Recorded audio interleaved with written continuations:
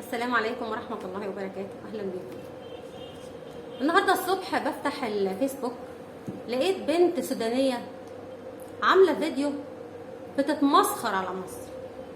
مش عاجبها ولا المية ولا الأكل ولا الخضار ولا الفاكهة ولا السكن ولا الفرش، مش عاجبها أي حاجة. نازلة تريقة وفاتحة الفيديو وعمالة تضحك وماسكه ازازه ميه معدنيه وحاطه فيها شاليمو، وبتقول لك الميه هنا في مصر طعمها وحش جدا، مش قادره تتحمل طعمه، ولا الميه طعمها وحش، ويقول لك اصلها من المواسير، والمواسير مش عارفه فيها ايه، والميه المعدنيه، حتى الميه المعدنيه اللي هي شركات عالميه اللي كل السياح بيجوا من العالم وبيشربوا من الازاز الميه المعدنيه، وعمر ما حد قال فيها حاجه. لا يا كمان، حتى الميه المعدنيه مش عاجباها، حتى الخضار طعمه، مش هقول لكم بقى على الخضار والفاكهه، ولا السكن بقى والبيوت وشكلها وفرشها، يا مش قادره تتحمل. والبت مدينا احساس ان هي بنت جايه من اوروبا وراحت قعدت في مكان لا يليق بمستواها هي واهلها. عيله اهلها ما عرفوش يربوها ولا يعلموها يعني ايه ضيفه في بلد مش بتاعتها. انت جايه من بلد ظروفك وحشه، بلدكم فيها حاجه ما تنفعش ان انت تعيشي فيها، جيتي على بلد كريمه فتحت لك دراعاتها، ما فيش حد بيخبط عليها الا ما بتفتح له الباب، وانتوا علشان ظروفكم واحنا جيران ابوابنا اتفتحت لكم بكل حب وعايشين في وسطنا. وانا على فكره مش بتكلم على اي حد سوداني محترم دخل في وسطنا وعايش معانا ومتعايشين اخوات ورايحين جايين قدامنا ومعانا وطول الوقت في الشارع انا بشوف سودانيين يمكن اكتر مننا مالين الشوارع، ولكن تطلع لي عيله فاسله زي دي وبتكلم عنها وهي بتمثل نفسها. وانا مش بتكلم خالص على الناس المحترمين، لان في ناس سودانيين كتير جدا دخلوا ردوا عليها. انت كبنت بتتكلمي وطول الوقت ما انتش عاجبك شكل البلد، يا ستي عايشه فيها ليه؟ بتنتقد كمان الاكشاك اللي بيتباع فيها الميه المعدنيه والمعجنات والشيبسي والحاجات دي ما سابتش حاجه لما اتريقت عليها. يا ستي مش عاجبك السكن اللي انت فيه، انت اكيد رحتي قعدت في منطقه شعبيه وعلى قد القرشينات بتاعتك اللي انتوا كل ما تتكلموا تقولوا بقروشنا بقروشنا. خلي ماما وبابا يكتروا القروش حبه يا حبيبتي وتنزلوا في منطقه راقيه شويه ولا شويتين، هتلاقوا الشقه هتختلف تماما عن اللي انت قاعده فيها، هتكون شقه اكبر وانضف واوسع، والفرش اللي مش عاجبك ده هتلاقيه متغير. واذا كان المكان اللي انت ما معكيش غير ثمنه ومش عاجبك، يا ماما تشمري ونضفي الشقه اللي انت هتقعدي فيها او اللي انت قاعده فيها. ومش عاجبك الفرش، يا ماما اشتري يا حبيبتي. ما هي كل حاجه بالفلوس، يمكن احنا اصحاب البلد وكل حاجه احنا عايشين بيها بالفلوس، فانتوا كل ما تتكلموا تقولوا بقروشنا. يا حبيبتي القروش ما بتفتحش حدود دول. لو بقروشك انت كنت تقدري، لو انت بقى معاكي فلوس كتير هتطلعي بره هتقعدي في اوروبا، لكن انت على قد قروشك خبطتي على جيرانك الكرماء اللي فتحوا لك الباب ودخلتي عشت في وسطهم. لما انت قاعده في وسطنا وفي بلدنا وبتهنينا وانت قاعده في وسطنا، امال لما ترجعي بلدك هتعملي ايه؟ انا اللي اعرفه ان الضيف لما ينزل على اي حد يحترم نفسه، لانه في الاول وفي الاخر ضيف. انا مش هقول الكلمه اللي بتضايق كل السودانيين، انا لا هقول لاجئين ولا هقول نازحين، انا هقول ضيوف لحد الازمه بتاعتهم والمشكله بتاعتهم ما تتحل، وباذن الله يرجعوا بلدهم ويرجعوا شقائهم وحياتهم الطبيعيه هترجع لهم تاني. انا بتكلم في نقطه واحده، ان اي حد قاعد في بلد مش بتاعته بيسكت وبيتحمل، سواء البلد وحشه او حلوه او فيها، طالما انت عايشه في امن وامان يبقى تحترمي نفسك وتقولي الحمد لله على النعمه اللي انا فيها. في دول ما بتفتحش ابوابها لحد، ولو بتتكلمي بتقولي احنا سياحه. لا يا ماما، السياحه لها مواعيد، انت بتقعدي شهر 2 بعد كده بيقولوا لك مع السلامه.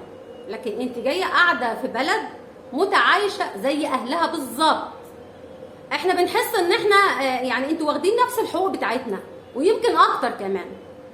اما بالنسبه لان انتم موجودين وبتقولوا ان انتم رفعتوا اقتصادنا او انعشتم البلد شويه، فانا عايزه اقول لك على حاجه، ان انتم وجودكم غلى علينا المعيشه. بمعنى ان انتوا قبل ما تيجوا عندنا طبعا الاقتصاد بتاع العالم كله اتغير، واحنا من ضمن الدول اللي متضرره من ارتفاع الاسعار في كل حاجه. بس احنا قبل ما انتوا تيجوا كانت الاسعار عندنا بترتفع، واحنا عشان التجار الجشعين اللي ما بيشبعوش اتفقنا كلنا كشعب ان الحاجه اللي تغلى مش هنشتريها عشان نربي التجار اللي رفعوا الاسعار. وفعلا بدأنا نعمل كده، وبدأت سلع كتير لما نتجاهلها ومش بنشتريها سعرها بينخفض. لما انتوا جيتوا لنا طبعا انتوا بتشتروا كل حاجه والسوق عرض وطلب، فطالما انتوا بتشتروا كل حاجه فالاسعار بترتفع. تيجي تسأل التاجر تقول له انت رفعت الاسعار، يقول لك اصلها بورصه. بورصه ايه؟ ما هو احنا كمصريين بطلنا نشتري. طب في ايه بقى؟ مين اللي رفع؟ انتوا اللي رفعتوا، انتوا اللي بتشتروا كل حاجه، انتوا اللي بوظتوا الخطه بتاعتنا في ان احنا ننزل الاسعار. انتوا رفعتوها مره واثنين وثلاثه، وطول ما انتوا بتشتروا وما بتقطعوش اي حاجه زينا فالاسعار علينا مرتفعه. ده مش في الاكل والشرب والخضار ده في كل حاجه، حتى السكن اللي انتوا بتقولوا غالي انتوا اللي رفعتوه. يعني كان في سكن فيه ب1000 و1000 ونص و2000 و2000 ونص، انتوا كل حاجه خلتوها اتضربت في 2 و3. فما تجوش انتوا تقولوا لنا احنا جايين بفلوسنا وبقروشنا. لا معلش، احنا كشعب احنا شعب طيب وشعب مضياف وبلد كريمه، واللي عايش في وسطنا وحاسس وتعايش وعارف ان المصريين بيحبوكم وبيتعايشوا معاكم. فما تجوش تتريقوا وتقولوا باكلكم وشربكم. يا ماما لو مش عاجبك خلي ماما وبابا يشخللوا شويه ويروحوا منطقه راقيه عشان تحس ان مصر فيها المناطق الشعبيه والمتوسطه والراقيه جدا وجدا وجدا، واي حد في العالم يتمنى يعيش في مصر. يا ماما لو مش عاجبك خالص تعيشي في وسطنا روحي لحميدتي، روحي علشان تشوفي الفرق بين البلد الامن والامان اللي انت عايشه فيه، وترجعي بلدك وتشوفي هناك الناس عامله ازاي هناك. يا تقعدي بادبك وباحترامك وتتكلمي بادب عن البلد اللي انت ضيفه فيها، يا اما ترجعي يا ماما بلدك. وانا مش عارفه انت اهلك فين، راضيين عن اللي انت بتقوليه وبتضحكي والاستفزاز اللي انت بتعمليه، وبعدين بتوجهي كلامك لمين؟ للسودانيين اللي زيك اللي هناك. طب ما ترجعي لهم. يعني انت بتتريقي علينا ومش عاجبك عيشتنا من كل حاجه، ولا اكل وشرب ولا سكن ولا فرش ولا ما انت زيك زينا يا ماما. احنا بنشتري كل حاجه بتعجبنا بفلوسنا، بنشتري سكن غالي بفلوسنا، بنفرش فرش نظيف بفلوسنا، بناكل اكل حلو بفلوسنا. وانتوا طالما بتتكلموا بتقولوا بقروشنا يبقى تصرفوا زينا وانتوا ساكتين. مش كفايه غليتوا علينا المعيشه؟ يا ماما انت تخلي اهلك يربوكي من الاول وجديد، لانك انت ما تعرفيش لا تحترمي الشعب ولا البلد اللي انت فيها، وانت عيله كلك على بعضك ما تسويش ان حد يرد عليكي اساسا. ومطلوب منك انت واهلك ان انتوا تعتذروا عن اللي انت بتعمليه. الكلام اللي انت بتقوليه ده عيب، لانك في الاول وفي الاخر انت ضيفه على شعب مصر. ومش هتكلم اكتر من كده، انا اقدر اقول كتير، بس ممكن اخواتي السودانيين يطلعوا يفتكروا ان انا بهاجمهم كلهم. انا بتكلم على المخلوقه دي عنها هي لوحدها، هي بتمثل نفسها، ولكن مش كل واحد هيجي لي يتكلم على مصر. لسه واحد كويتي نازل وبيتكلم على المصريين ونازل يعد عليهم بيوتهم وعربياتهم واراضيهم، وجايه لي واحده قاعده في وسطنا عايشه في بلدنا وجايه بتنتقدنا ومش عاجبها اكلنا وشربنا. انا اعرف ان اللي ما يعجبوش اكلنا ولا شربنا يرحل ويبعد عننا. روحي يا حبيبتي بلدك تاني وارتاحي هناك وسيبينا احنا هنا. احنا فرحانين جدا وبنحب بلدنا. طعم الميه بتاعتها مش عاجبك، احنا بنحب ميتها، بنحب ميه النيل بتاعنا. اكلنا مش عاجبك ما تاكليهوش، سكننا مش عاجبك ارجعي بلدك تاني، الابواب مفتوحه لك ارجعي وبالسلامه. ومش عارفه اقول لك اكتر من كده، لان انا لو اتكلمت هغلط وناس كتير هتزعل مني.